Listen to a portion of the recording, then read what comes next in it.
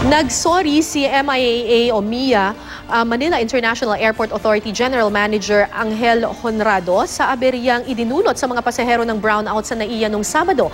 Hindi raw kasi agad gumana ang isang generator dahil na-drain ang battery nito. Live mula sa Quezon City, may report si Chino Gaston. Chino.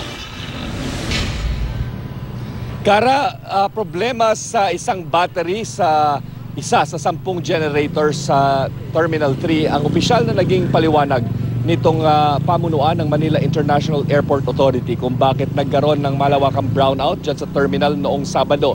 At kasabay nito, humingi na rin sila ng paumanhin sa libo-libong mga pasahero na naabala dahil sa matinding aberya. Humingi ng paumanhin si MIAA General Manager Angel Honrado sa libu-libong pasaherong naapektuhan ng brownout sa NAIA Terminal 3 nitong Sabado. Inako na rin ng MIAA ang responsibilidad sa aberyang dulot ng higit 5 oras na brownout. Paliwanag ng MIAA, matapos mag-trip at mag-shutdown ang Meralco substation sa di pa malamang dahilan, dapat agad gumana ang 10 generator ng Terminal 3. Ang naging problema, hindi tumakbo ang generator number 2 na nagbibigay ng kuryente sa mga ilaw, aircon, check-in counters ng passenger area. Low-bat daw kasi o na-drain ang battery ng generator. Our primary concern is bring it as fast as possible. Now, if the timeline did not meet expectation, we're sorry for that. No, Mia's fault. Sabi niyo, walang kinalaman ng Meralco doon. Because one of our generators did not kick in. We're not putting the blame on we do not place the blame on Meralco. Kahapon walang humarap na opisyal ng MIAA sa media upang ipaliwanag ang pangyayari. Pinatawag daw sila ng Pangulong Aquino kasama si DOTC Secretary June Abaya para magbigay ng report sa insidente. Whether nagalit hindi, well, of course, siguro baka naman yung ibang interpretation natin nagalit, no? Of course, he was disappointed na nangyari yan, no? Especially during the last few days na. Lahat naman daw ng maintenance ng 10 generator ay ginawa at nakadakdang palitan ang mga battery nang mangyari ang aberya. Kahapon, napalitan na raw ng bagong battery ang mga generator. Ang Meralco inabot ng higit 5 oras sa pag-iinspeksyon at pagbalik sa normal na operasyon ng kanilang substation mula na magka-brownout 8:45 ng Sabado ng gabi.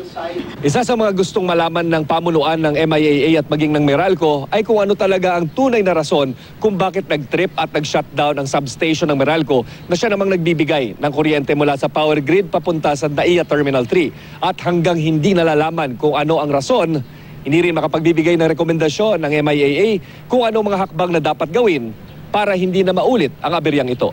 Inirekomenda na ng Meralco ang paglagay ng makabagong smart switch sa substation at pagrepaso ng kasunduan sa MIAA para mapabilis ang pagtugon nila. We intend to convert our switch gears, this is our equipment, numbers 1, 2, and 3, to a modern technology smart switcher with remote monitoring and control capability for a faster response time, both in terms of restoration protocol and when needed in times of emergency.